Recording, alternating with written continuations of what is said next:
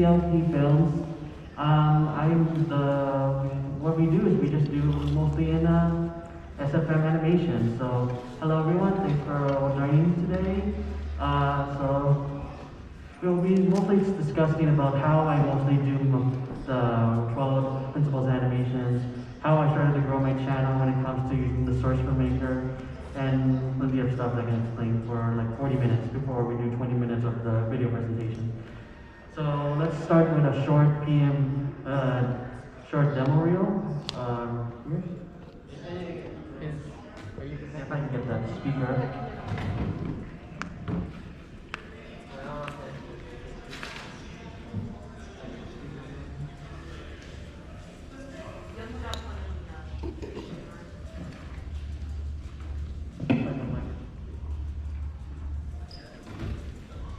Trying to get the speakers on.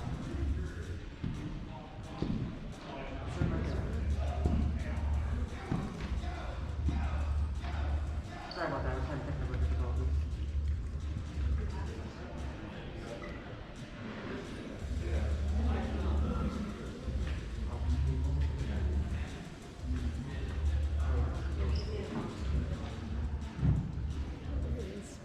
Success. Oh wait, let's try again. There we go. Alright, sorry about that.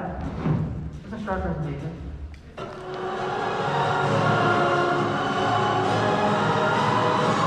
Well, I don't need that logo. Goodbye.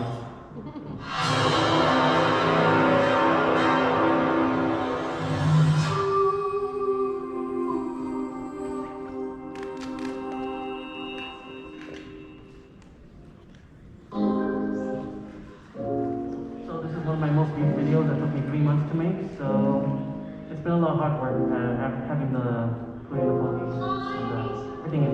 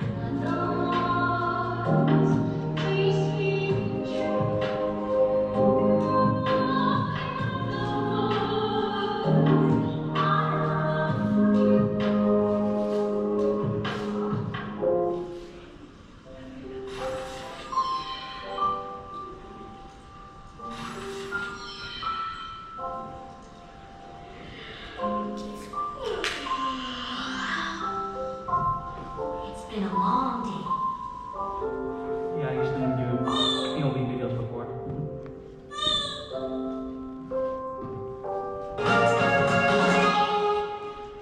And I never even thought this would be trending on my channel.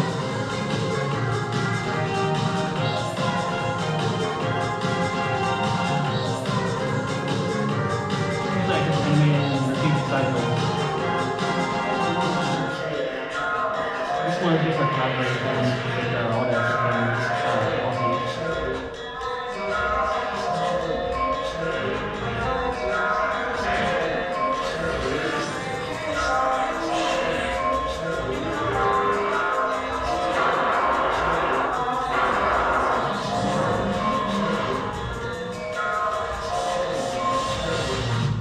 Alright, that's a very short demo reel.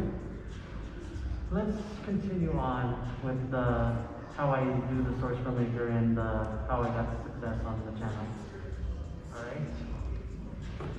So about ACLP Films, I am that again, 3D animations. I mostly do the POV series thing I did, and I'm also known for the Squid Game animation.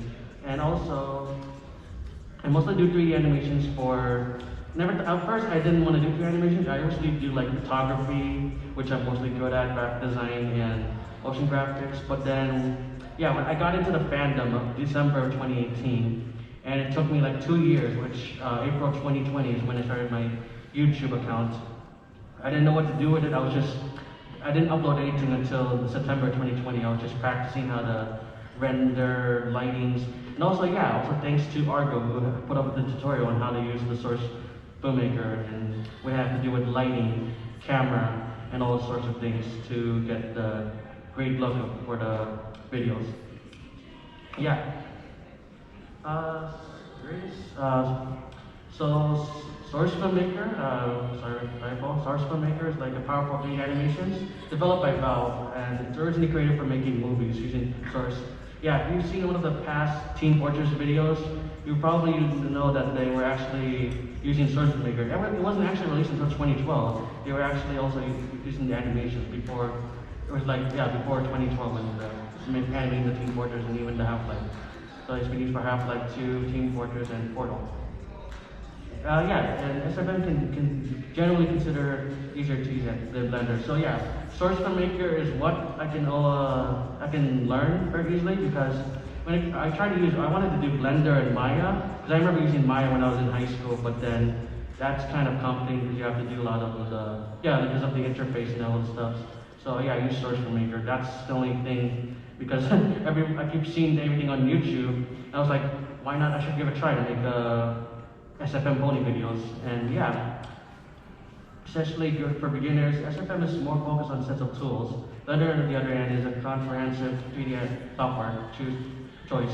Depends on your specific needs and goals, with SFM being simpler for animating bulk game content, while Blender offers more depth and flexibility for professional grade animators and other tasks. So, if you anticipate working on projects with significant resource requirements or plans to create highly detailed and interactive animations, Blender is like a 64-bit architecture made offered to better overall experiences, while SFM is mostly 32-bit and still be suitable and capable of producing high-quality animations stuff. So we can get to that later. So I used the Source Filmmaker because it's kind of very limited, but it still kind of works because it doesn't really support FBX and objects, but it's mostly used like a MDL file for the creating of the models. Actually, for the pony models, they can be, or creating a custom OC and other stuff, they can also be made on Blender. And yes, I mostly have been using commissions and stuff for that. And there's a way to also change the texture, which I can explain later, which is the VTF edit. It's used to import and export textures. And exporting the textures will actually come out as a TGA file. So that's how I can just go on Photoshop, and which is I mostly use Adobe software to get all of these textures with different colors and different the design for it to work, like changing the frames, the background, the skybox stuff. But then I have to export it, but I have to use TGA to import the file into VTF edit so that it would work on the software. And yes, I override the materials, because on the software you can override the materials, which when you any of the models, I don't think the lights and cameras will work. So helps modify the objects like retexture, recoloring, transparent, and add wet materials. And there is a console, or in the override materials you can actually use a command like base texture, which actually it will replace the entire texture for a new texture, and the iris, which is the one to replace the color and the texture of the eyes, which I use in one of the ponies for it to look great. Okay, so let me try to explain the 12 principles of animation for SFM ponies. Squish and stretch. So adding weight and flexibility to the pony characters by distinguishing the stretching and compression of the bodies. So one of those. And number 2, we have timing and spacing, achieving a natural flow and rhythm in the pony animation by paying attention to the timing and spacing of the movement. So yeah, there's on that part I usually focus on when I added the audio, the timing, and when the moment came when I have to move the pony characters and have the right timing for it to look intense. And anticipation, preparing the audience for an action, for incorporating the subtle movements or poses before significant action occurs. building anticipation and adding realism to the pony's animations stuff.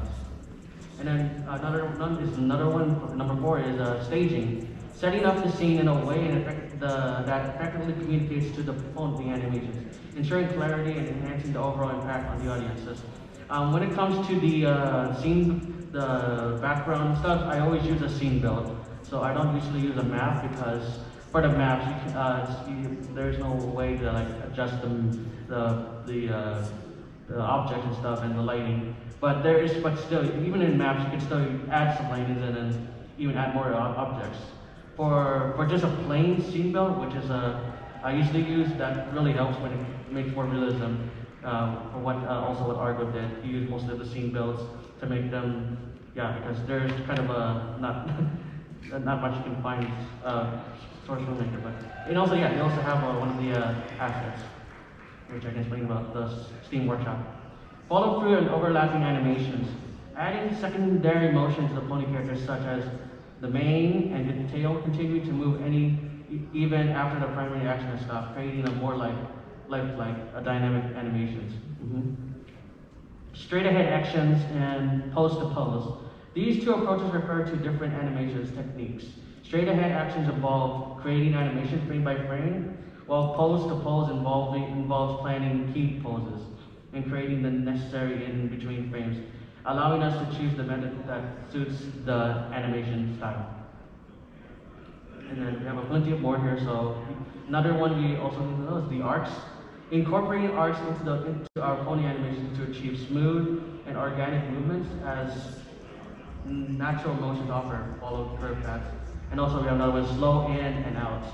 Creating a realistic acceleration and deceleration by gradually increasing or decreasing movement speeds at the start and the end of the actions.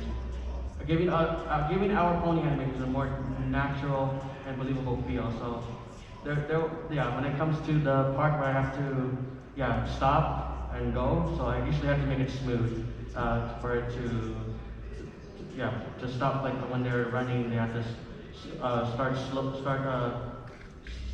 slow in and then slow out for those. So exaggeration, adding emphasis and impact to our pony animations by pushing certain actions or features beyond the realistic limits, allowing for more expressive and engaging preferences. Another one is we have a solid drawing. Creating pony characters with three-dimensional sense of weight, balance, and volume, even in 2 animals to enhance the believability and presence. And then we have another one is appeal, focusing on creating visually engaging poses, expressions, and overall design for the pony characters, make them fairly appealing to the audiences. Another one we would also have is the secondary animation, incorporating additional movements that complement the primary actions of the pony characters, of adding depth and richness to their animations. So I usually add a second animation just in case I wanted to do like a reshoot and stuff, or if anything goes wrong. So by applying these principles of animation specifically to the My Little Pony characters in SFM, we can evaluate the pony animations, bringing them to life with realism, expression, and charm. So that's what I can explain here. And then there are 2 different things of using that source filmmaker: the graph editor and the motion editor. For me, I mostly use the graph editor, but for the graph editor, they allow you to edit and refine the animation curves, providing control over the timing and interpolation of keyframes. It allows the precise adjustment to the animation motion, such as easing in and out, manipulation speed, and fine-tuning curves. And the graphic editor is useful for refining and polishing animations, ensure smooth and natural movements. So it's mostly I just have to add a keyframe, like if I wanted to go to the left or go to the right. So I use one thing called keyframe. Like I start the keyframe from still, and then I can make it 1 second to the keyframe to go to the right, left, whatever it wants to move. And then motion editor. Motion editor focuses on modifying the overall motion of the animation clip. It provides a visual representation of the animation motion path allowing you to adjust the trajectory, speed, and orientation of the object or characters in the scene. The motion editor is particularly helpful for making changes to the animation overall movements, including translation and rotation scaling. So, in summary, the graphic editor is primarily used for detailed control over animations, curves, and keyframes, ensuring precise timing and smooth motions. On the other hand, the motion editor is useful for making broader modifications to the animation overall, motion paths, and adjusting the position, orientation, scale of objects or characters in the scale. So yeah, majority of how I animate these videos are using graphic editor. For the motion editor, yeah, I use that to make some smoothness or for making the ease in and out parts, and also I can use that too for the use of the camera. So I don't know. So this is one of the we have here, and this is one of the things we call the procedural. That's what I use for using the motion editor. And then we have and then with the ponies, you can definitely adjust their facial expressions. Here's one example here. Yeah, you can, of course, there's a bunch of options that you can make them happy, angry, yeah, whatever, giving their right expression at the exact time. And yeah, this is the interface and workflow. So, so the left side is mostly where you have the objects, cameras, the lighting, and the particles. And then, and again, this interface can be adjusted. So you can add more windows and stuff to get more convenient and comfortable of the interface. And yeah, in the bottom, that's where you can get to put in your time. With the timeline here, you can actually create scenes. Like one scene, two scenes, three scenes, so you don't have to just do it in just one scene, so that you can, with different scenes. And then also that's where you can also put the music and stuff, and the audio. And then that's for the motion editor and the graphic editor as well. Alright, so if you wanted to download, or if you cannot make a model, which most beginners do, the models can be found in the Source Filmmaker Steam Workshop. And also, there's also another one, is at ponysfm.com, which that's mostly work on more on pony stuffs. But also most of the assets can be found mostly in the rest at Steam Workshop for more of the Left 4 Dead, and anything that is from Valve. Creating a scene build. You're free to do anything into an empty map and void. That's what I use for adding some of the objects, like the ground, the building stuff. And there are limits to adding models into one scene build. And actually, there's a limit because it has to do with the software having how much memory it has, so that it doesn't want to crash. And yes, you're the king in controlling the light, the scene build. So yeah, there is something called volumetric lights, normal lights, and also the Uber lights, which you can mostly use to move around. And then here's one of the things I use. Here's one of the posters, samples I use. These are all used as a scene build.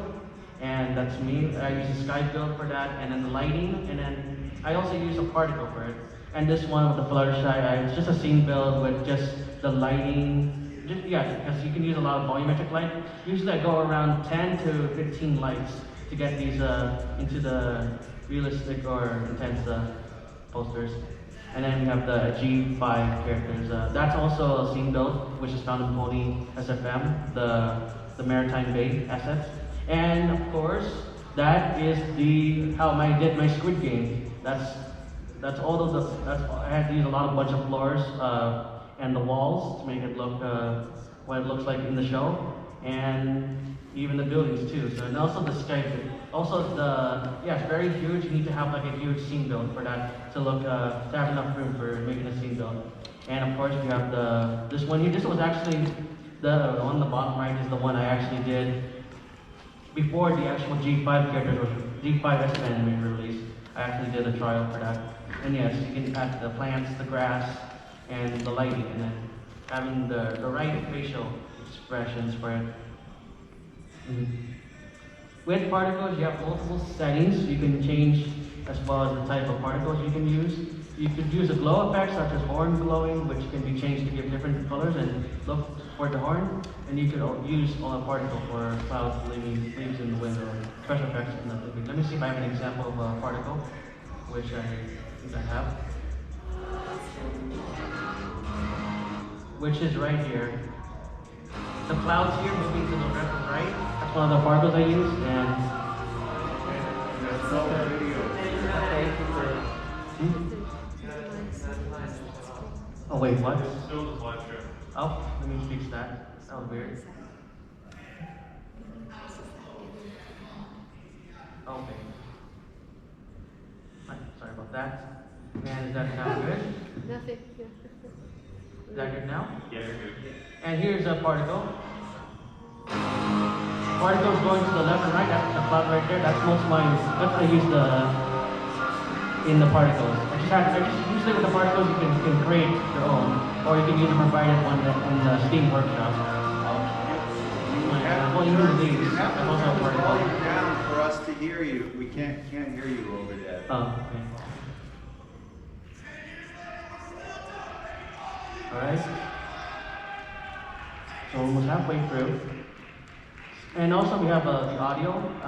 For the audio part, you have to edit the sounds, and I mostly use Audacity. And also, and everything has to be used as a mono sounds for it to work on the software. And the HS I use is 44100HC, 16-bit ECM for the software to work on the sounds. The more you add light, the better your video and poster would look. And you can only add up to around 8 shadow lights. Anything above 8 would actually would not allow it because of the limits of the software. And creating shadows for the environment, background, and subjects. And there are some types of lights for posters and videos: directional light, point light, area light, spotlight, and the volumetric lights. So, and also there's the light. You can adjust the radius to see to have how much lighting you wanted, and then mostly use the volumetric lighting.